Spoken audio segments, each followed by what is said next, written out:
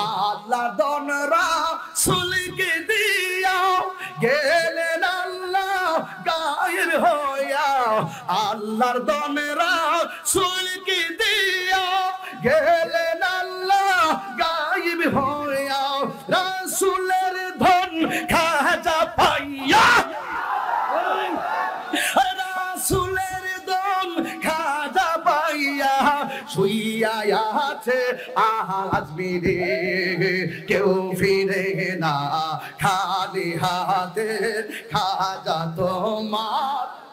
এখানে যে মানুষগুলো আছেন এই মানুষের সাথে 10 গুণ দিলে যত মানুষ হয় তত মানুষের সামনে হাতে গোনা কয়েকদিন আগে একজন বলতেছে আল্লাহ গায়েব হয়ে গেছে, নাই হয়ে গেছে।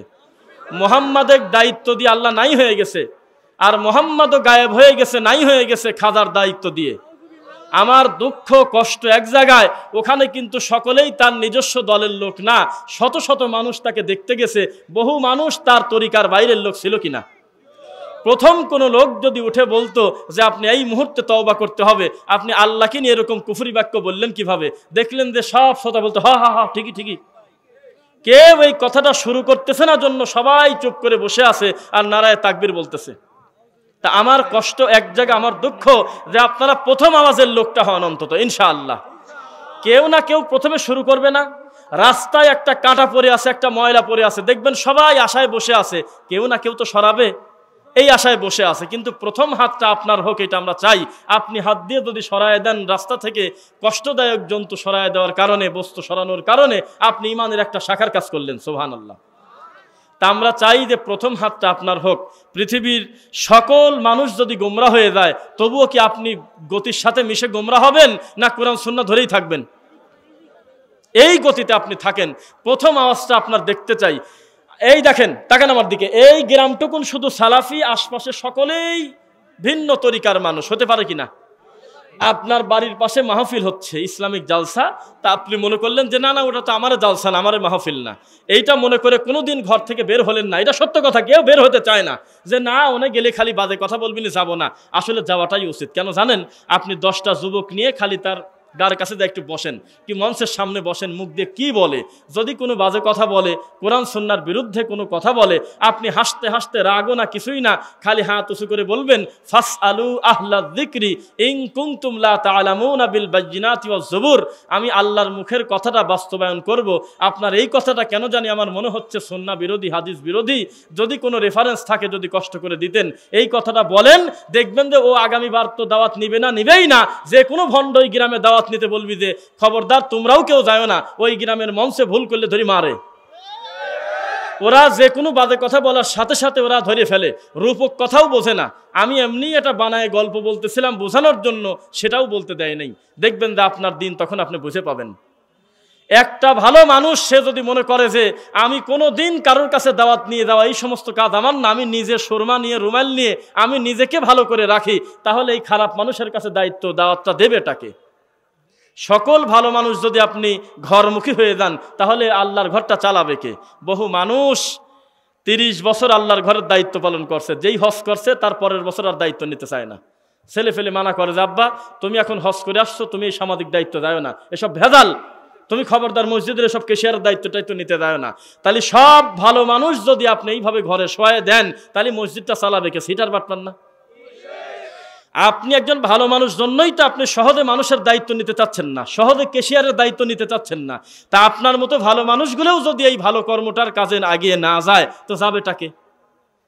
যারা ঘুম পারলে কোনো অসুবিধা নাই তারা আছে জাগিয়ে, আর যারা জেগে থাকার দরকার তারা গেছে ঘুমায়। সেই হলো ধর্মের অবস্থা।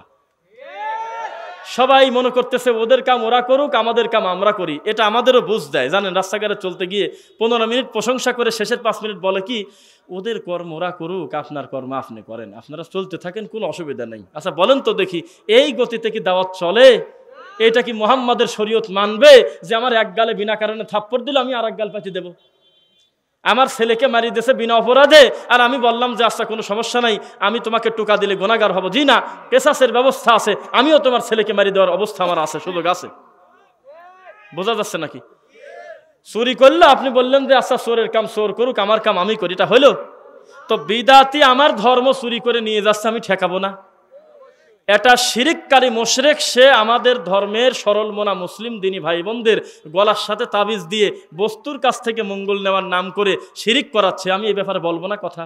আমি বলি কি জানেন, বিশ্বাস করেন, আপনার বাড়ি থেকে আপনার স্ত্রীর গহনা চুরি করে নিয়ে চলে যাচ্ছে, দেখতেছেন চোর যাচ্ছে, ওই চোরকে যত দ্রুত গতিতে দাবড়ায় ধরবেন তার চাইতে বেশি দৌড়ে ধরা উচিত একটা বেদাতি হুজুরকে।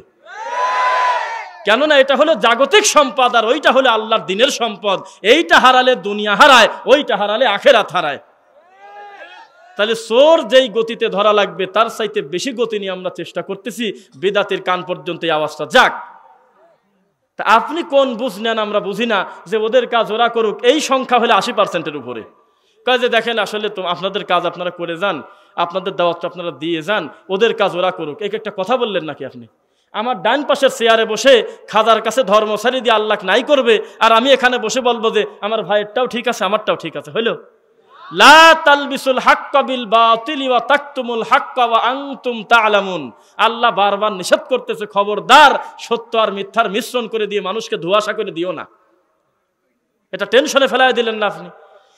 এই জন্য আপনি মনে করবেন একটা সুন্নাহপন্থী সালাফি মানহাজের অনুসারী, আলেম বাদ দিয়ে বলতেছি, শুধু একজন সাধারণ অনুসারী 1000 বিদাতি মাওলানার চাইতে বেশি জ্ঞান রাখে। বোঝা যাচ্ছে নাকি? কেননা যাদের ফাউন্ডেশন হলো নবীর সুন্নাহর বিরোধিতা করা, তার চাইতে সুন্নাহ পালন করা লোকের দাম বেশি না? এটা সোজা কথা হিসাবই। প্রবাসীদেরকে যতই গালাগালি করুক, যতই কটাক্ষ করুক, সত্য এসে বলার কারণে একটা প্রবাসী ওই দেশ থেকে ফিরে আসার পর দিন ধর্ম সম্পর্কে যতটুকুন জানে, 60 বছর বুখারি পড়ানো আলাও আমাদের দেশে বেশিরভাগ ক্ষেত্রে আল্লাহ সঠিক দিনটা জানে না সেরকম। আরেকবার ঘুরে বললে বলা হয় যে জানে কিন্তু মানে না। বোঝা যাচ্ছে? না হয় জানে না, না হয় জানে তো মানে না, পরেরটাই ঠিক, জানে কিন্তু মানে না। রাস্তাঘাটে ওই যখন এইগুলো কিন্তু কমন দেখা হওয়ার জায়গা। সিএনজি ফিলিং স্টেশনে গ্যাস নিতে গেলেন, দেখবেন যে আরও কোনো হুজুর এসে জমা হয়ে গেছে, সে ওখান থেকে গ্যাস নিবে। একজন হুজুরের সাথে আর একজন হুজুরের বিভিন্ন সময় সাক্ষাৎ হয়ে যায়। এখন পর্যন্ত আমার চোখে পড়ল না, আমার এত করা বক্তব্য, এত কমেন্টে গালাগালি হওয়ার পরেও একটা হুজুর সামনে এসে আমাকে একটা বাজে কথা বলে নাই, বরং জড়ায় ধরে পাম দেয় আর কয় যে আপনার ওয়াজ আমরা নিয়মিত শুনি, ফাইন ওয়াজ। এটি হলো ঠিক। আমি একটা লোক পাইছিলাম, নাম বলবো না, আল্লাহ শুনে ফেলবেনি, নাম বলতেছি না। আমাকে বোঝাচ্ছে কি জানেন, যে শোনেন আপনার কথা ঠিকই বলছেন, আপনি একটা ওয়াজে বলছেন পীরের কোনো ভাগ মাগ নাই, মোটি ভণ্ড, হক্কানি মক্কানি আবার কি, এই কথাটা ঠিকই বলছেন।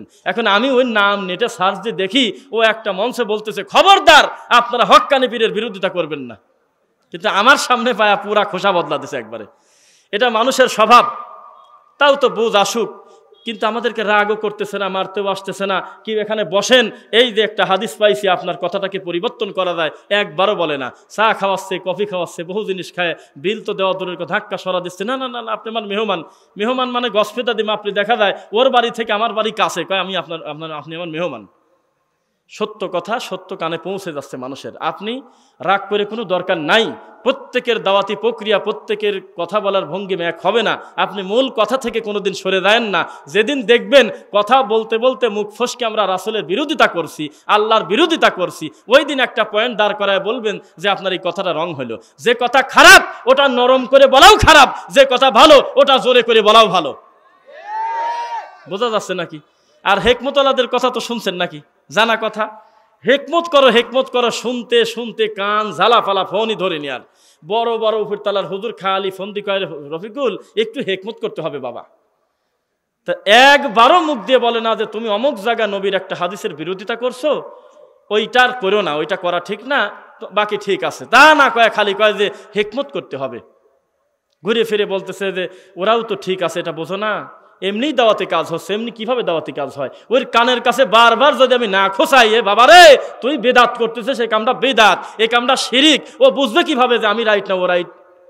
বারবার খোসানোর তালে থাকা লাগবে না, বারবার টেনশন। আমি তাই বলছিলাম, আমরা যে কয়জন লোক মাঠে আওয়াজ রাখি, আপনারা যে কয়জন লোক নবীর সুন্নাহ পালন করে আল্লাহর ঘরে ঢুকছেন, এই কয়জন লোকও যেদিন নরম হয়ে যাবি, সেদিন আপনি নিশ্চিত থাকেন বেদাতীয় ধর্ম বেঁচে খাবি। কথা বুঝছেন নাকি? কিছুই বেচার না থাকলে গোটা ধর্মটাই বেশি ছাড়িয়ে দিবি। শিয়ার কাছে বেসুক, খারাজির কাছে বেসুক, আর বেরলবির কাছে বেসুক, আর জিলাপিয়ালার কাছে বেসুক, বেঁচে ছাড়িয়ে দিবি যে কিছু নাই আর। তাহলে আওয়াজ রাখার দরকার আছে কিনা বলেন? কি বলেন আমি বুঝি না। পৃথিবীর শ্রেষ্ঠ ভদ্রলোক মুহাম্মদ সাল্লাল্লাহু আলাইহি ওয়াসাল্লাম, যার চরিত্রের সার্টিফিকেট আসমান থেকে আসতেছে, ইন্নাকা আলা খুলুকিন আযীম, যে যাই বলুক ফ্রান্সের ম্যাক্রো স্যাক্রো বুঝি না, তুমি মুহাম্মাদই হলো পৃথিবীর শ্রেষ্ঠ দামি চরিত্রের অধিকারী।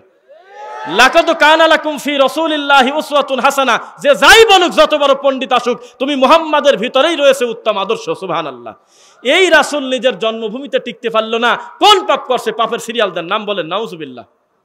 যারা তাকে গালি দিয়েছে, যারা তাকে মারছে, যারা তাকে দেশ ত্যাগ করতে বাধ্য করেছে, তারা কোনোদিন রাসূলকে এই অপবাদ দেয় নাই যে মুহাম্মদ একটা বেদাতি, কোনোদিনও বলে নাই। মুহাম্মদ শিরক করে এমন কোনো অপবাদ আবু জেহেলও দেয় নাই কোনোদিন। মুহাম্মদ আমানতের খেয়ানত করে এটা কাফেরও মুখ দিয়ে কোনোদিন এই বাজে কথা বলে নাই। মুহাম্মদ বান্দার হক নষ্ট করে এমন কথা কোনোদিন কেউ মুখ দিয়ে বলে নাই। মুহাম্মদ মানুষকে কষ্ট দেয় এমন কথা ইহুদি খ্রিস্টানের মুখ দিয়ে আজ পর্যন্ত বের হয় নাই। তাহলে বের হয়েছে কি? মুহাম্মদ খালি একজনের নাম নেয়, আমার ঠাকুরের নাম বাদ দি কয়।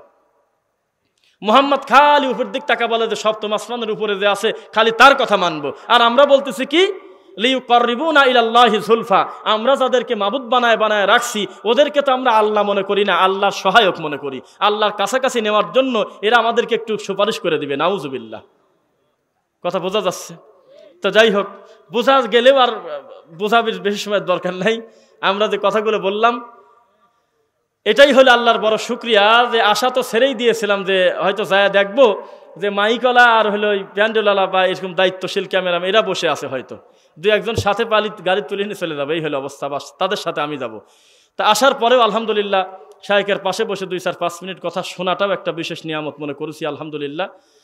তো এখানে গুরুত্বপূর্ণ কথা হয়েছে আমার প্রিয় ভাই মোহাম্মদ রফিকুল ইসলাম, এরপরে শাইখ আবদুল্লাহ বিন আব্দুর রাজ্জাক ভাই, এরপরে সভাপতি সাহেব, তিনিও একজন দায়ী মানুষ, আলেম মানুষ, আলহামদুলিল্লাহ। তিনিও মোটামুটি একটা লম্বা সময় কথা বলেছেন। এরপরে ওস্তাদ শাইখ আব্দুর রাজ্জাক বিন ইউসুফ হাফিজাহুল্লাহ, তিনি কথা বললেন এক খেয়ালে। শ্রোতা, আলোচক, উপস্থাপক যে যেখানে আছে আমরা বসে শুনলাম, আলহামদুলিল্লাহ। এখন আর কোনো কথা নয়, আমরা আজকের মঞ্চে থেকে আমরা একটা কথা আল্লাহকে স্বীকৃতি দিয়ে যাই। আমার সাথে স্বীকৃতি দিবেন কি? যে আল্লাহ, যতদিন হায়াত দিয়েছো তুমি এই আমানত হিসেবে আমাদের জীবনটা আমরা জড়বস্তু হয়ে দিন আর বেশি দিন কাটাবো না। আমরা একটু জানালা মানুষের মতো রাস্তাঘাটে চলবো। আমি বুঝলাম না এখানে অনুমতির কি আছে? একটা লোক টাকনুর নিচে কাপড় পরছে, আমি হেকমত করে কি বলবো যে না উনি একটা বড় অফিসার মানুষ? এইভাবে বললে রাগ করবেনি। সবাই যদি এই ধান্দায় পড়ে থাকি, তাহলে এমন না হয় ওই বড় অফিসার কবরে ঢোকার আগ পর্যন্ত দাওয়াতি পাইল না। সবাই যদি মনে করি যে উনি একটা হাজি মানুষ, ওনার এই সলাতের এই ভুলটা যদি ধরায় দেই, তা আমার মতো মানুষ সেটা দেখতেও খারাপ দেখায়, মানুষও খারাপ বলে, মসজিদে ফিতনা হয়, তাহলে দেখা গেল যে হাজি সাহেব বিচারের মাঠে আপনার অপরাধী না করে ফেলে। যে আল্লাহ, একটা হুজুরও তো আমার এই ভুলটা ধরায় দেয় নাই যে এইভাবে সলাতে দাঁড়ানো ঠিক না, কেউ তো বলে নাই। তাহলে কেউ না কেউ সত্যটা তাদের কাছে পৌঁছাবে না। সবাই কোনোদিন একই বিষয়ে ফেস করবে না, কথা বলবে না। আমরা তাদেরকে অংশ মনে করি। জিহাদের ময়দানে যে খাটিয়া গিয়ে দেয় সেও হলো মুজাহিদ। জিহাদের ময়দানে যে মুজাহিদদের জন্য যে রান্না করে দেয় সেও একজন মুজাহিদ। জিহাদের ময়দানে যে খড়ি কাঠে এগিয়ে দেয় সেও একজন মুজাহিদ, ঠিক কিনা? আবার যে সরাসরি যুদ্ধ করতেছে অস্ত্র দিয়ে সেও একজন মুজাহিদ। তা আমরা হইলো, আমি বলছি এর আগে যে আমরা হইলো কয়েকজন আসি কচুরিপানা পরিষ্কার করতেছি। কচুরিপানা পরিষ্কার করে আজে বাজে জিনিস তুলে গিয়ে নবী মুহাম্মদ সাল্লাল্লাহু আলাইহি ওয়াসাল্লামের চূড়ান্ত সুন্নাহ এবং আল্লাহর স্বচ্ছ ইসলামটা পরিষ্কার থাকুক, এই পরিষ্কার দিনটা বাঙালি মরার আগ পর্যন্ত দেখে যাক ইনশাআল্লাহ, গোটা বিশ্ববাসী দেখে যাক। এইটা আমাদের একটা চাওয়া। আর ওই সুযোগে এসে আমাদের বড় বড় দায়ীগণ এসে এলেম ভরা জ্ঞানগর্ভ গুরুত্বপূর্ণ কথাগুলি মানুষের সামনে বলে দিক। তারা কি আমাদের মতো ধমক টমক দিয়ে বা এই সমস্ত সব বিষয়ে ফেস করবে? মাঠে ঘাটে ঘুরে ঘুরে ঘুরে ঘুরে অসভ্যদের সাথে থেকে থেকে আমরা সভ্য মানুষগুলো সেখান থেকে বুঝতেছি কোন কোন কোন কোন কোন কোন জিনিস তারা ভুল বুঝাচ্ছে মানুষকে। এইটা তো সবাই সব জায়গায় ফেস হবে না। আমরা একটা মুখ টুক বাঁধি, যদি এখন পরিস্থিতি নাই, আগে করতাম, একটু ঢেকে ঢুকে যায় বসে দেখতাম যে হু হু করে তার কাছেও বসতাম, লাভ দিয়ে ওঠে তার কাছেও বসতাম, দেখি ওদের ঘটনাটা কি, কোন যুক্তিতে একটা মানুষ আল্লাহর কালেমা ভাগ করতে পারে, তার কিন্তু বলার কিছু আছে কিনা। কিন্তু সে যদি প্রথমেই আমাদের একজন বড় শাইখকে দেখে, ওই জায়গা যদি দেখো তো ভাঙিয়ে চুরে আগেই সরে পড়বে, আগেই তো ও কাছে যাবে না। কিন্তু আমাদের একটু সুযোগ তো আছে। এই জন্য আমরা গ্রামগঞ্জে যেখানে আপনি ঢোকাটাই আপনার কাছে হয়তো একটু আপত্তিকর মনে হবে, গাইবান্ধা গোবিন্দগঞ্জের ঘটনা শাইখ মাঝে মধ্যে কিন্তু বলেন, গাইবান্ধার মানুষ তাই না, সেখানে খুতবা দিয়ে আসলাম। যাই হোক, তো এইভাবে ঢুকে যাই সব জায়গায়, মায়ের হয় হোক, মায়ের খালাম, কিন্তু এই ভয় করে বাস্তবতা ঢেকে রাখতে হবে এইটা না। আমি একটু মজা করে বলি, আমাকে যে দাওয়াত দেয়, ভাই আমার দাওয়াত তো দিলেন ওই ব্রাহ্মণবাড়িয়া, আমি কি একাই মায়ের খাবো না, মায়ের ভাগ করার জন্য 2-4 জন আছে?